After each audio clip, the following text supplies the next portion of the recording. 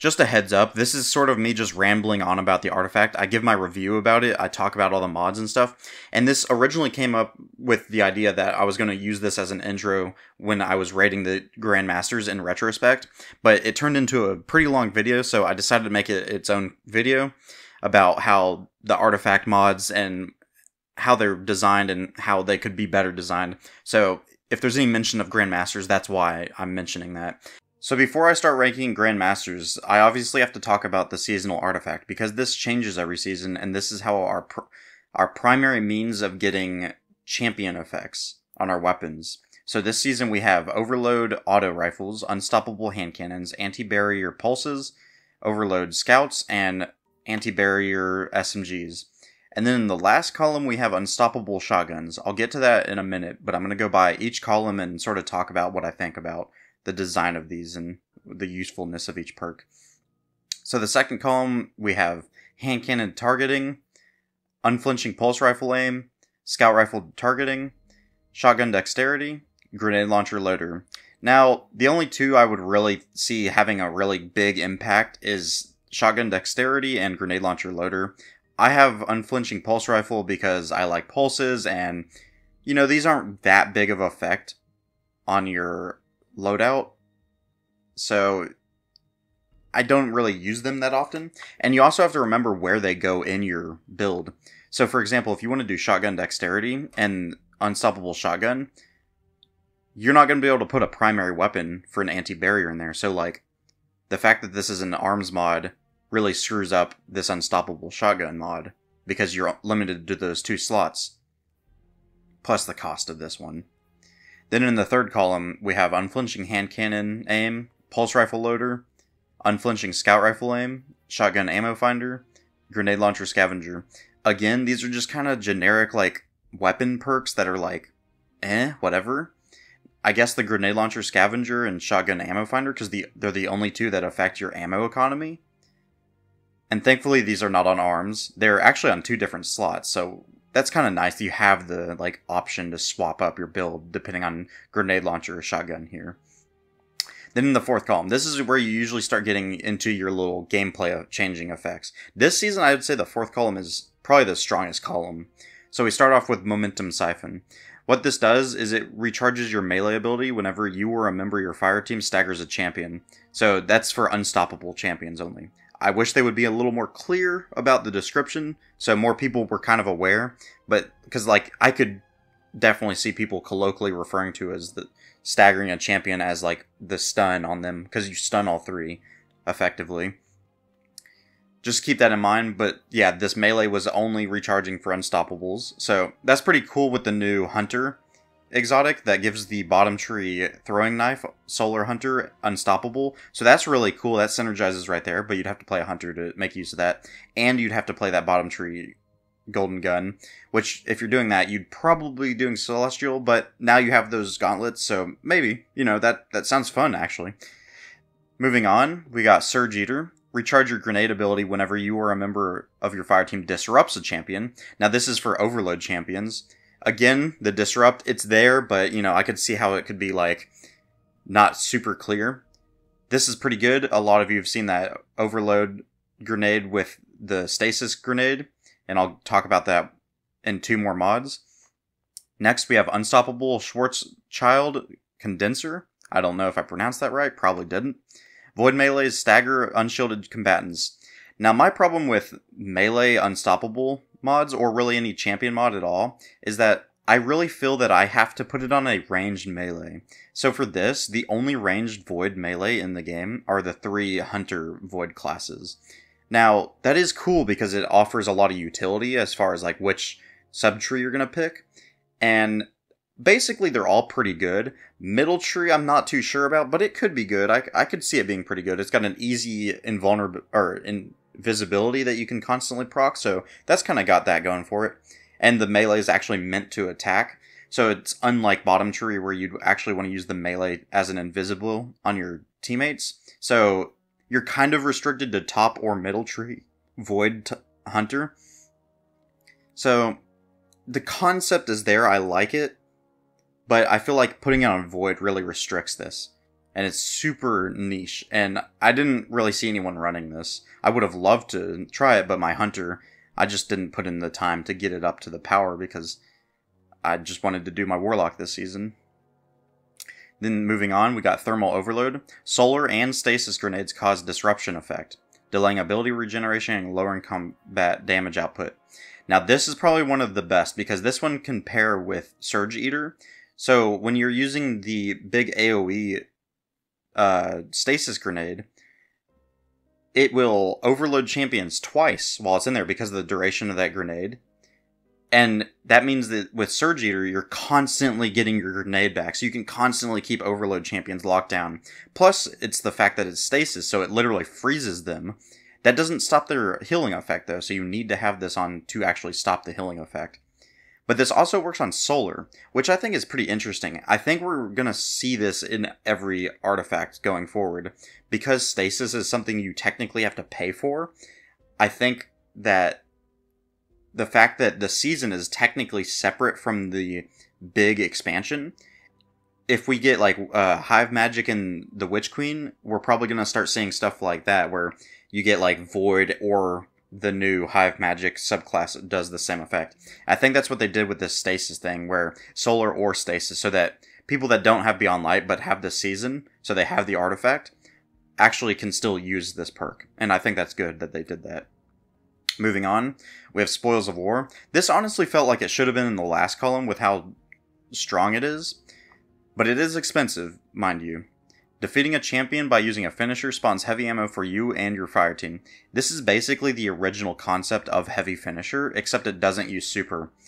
What I would like to see for this is lower the cost, so that you can actually like use it with other mods and stuff. Maybe put it on a different slot on your armor. But I guess class item's pretty good because that's where the generic base game finisher mods go. But at least lowering the cost, but make it to where if I do it on a non-champion, it uses super, but if I use it on a champion, it doesn't use super. I think that would be a pretty fair way of doing it. Then moving on to the last column, we have Unstoppable Shotgun. Shotguns you wield fire a powerful explosive payload that staggers unshielded combatants. Now, as I was saying, this is really expensive, and the fact that it goes on your arms means that it's also going right next to your primary anti-barrier weapon, or anti-champion weapon, I should say. I don't think this is a good play. First off, it's too expensive. If you're wanting to run a primary weapon as a anti-barrier, anti-champion, sorry, I keep saying anti-barrier, they're all champions. If you want to run a primary anti-barrier weapon and this, that's, you're automatically using those two slots, your two generic slots, and that's 8 total energy. That's pretty ridiculous, in my opinion. And then shotguns, they're close-range weapons. So that's super risky against an unstoppable, because they could melee you, which in most Grandmasters, a melee is a one-shot anyways.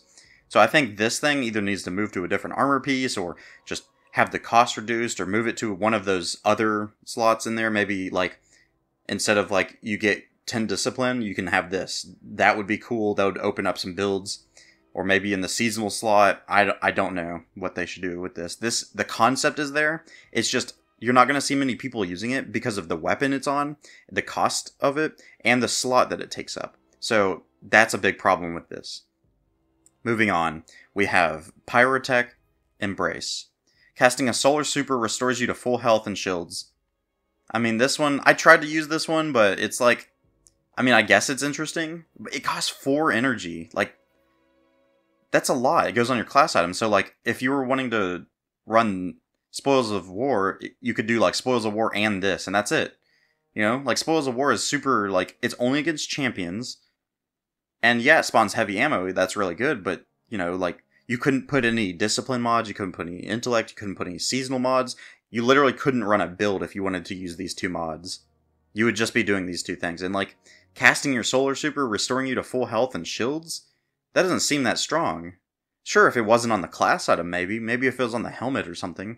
If it broke the sort of rule for, like, where these things go, I could see that being used, but a lot of these things go on the class armor, and they just kind of are sitting there, and you can't use most of them.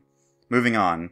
Berserker. When your super ends, you gain a temporary bonus to weapon damage. The duration and strength of this bonus increases based on the number of combatants you defeated with your super.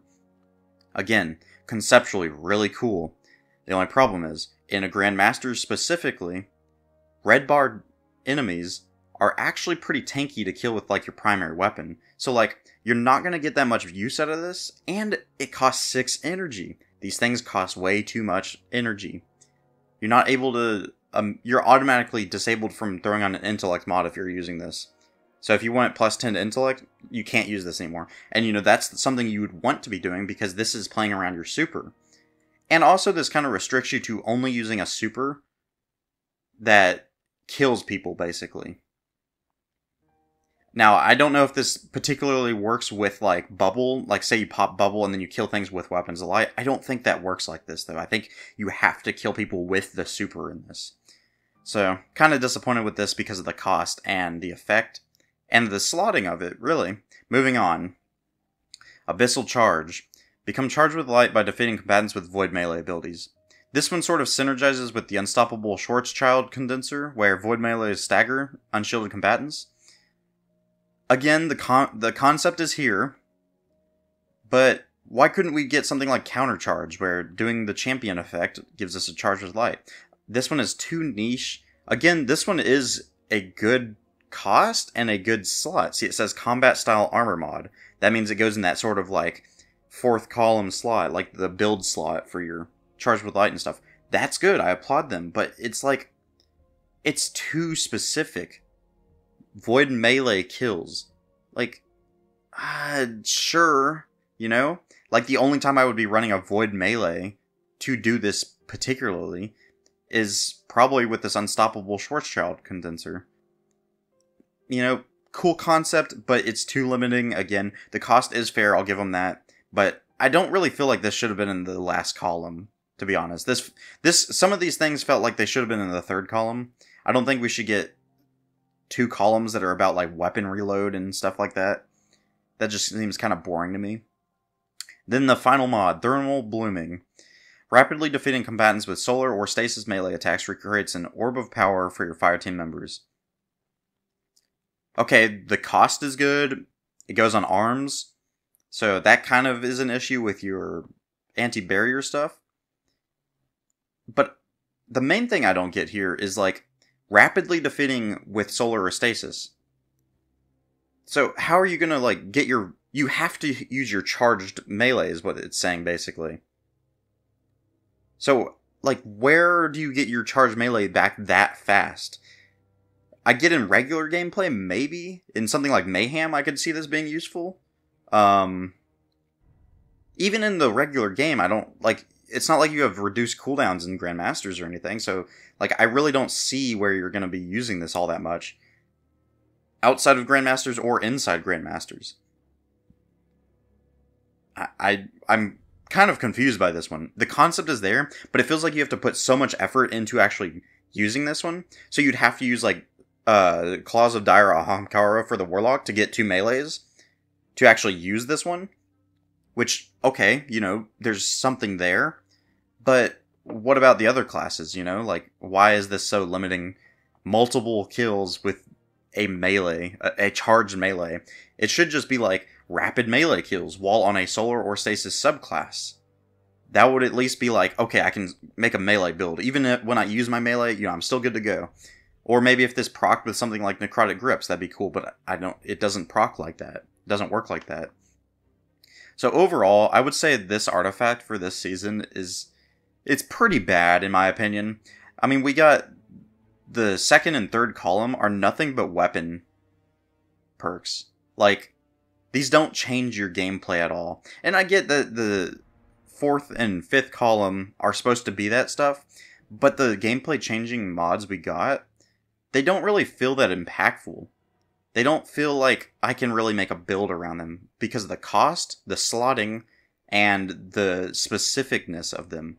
Like, void melee kills. Why can't it just be regular melee kills? You know? I get the seasonal artifact isn't just designed for Grandmasters, but what I'm saying is, if it can be designed for Grandmasters, that means everything below it, i.e. the rest of the game, would scale to that. It would work well. If it can work well in a Grandmaster, it can work well in the rest of the game. That's basically my logic.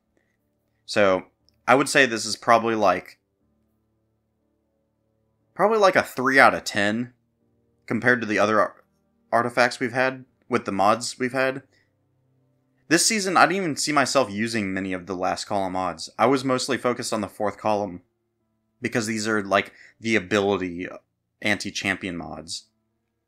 So the only one I experimented with all these and I was just kind of disappointed with all of them. Like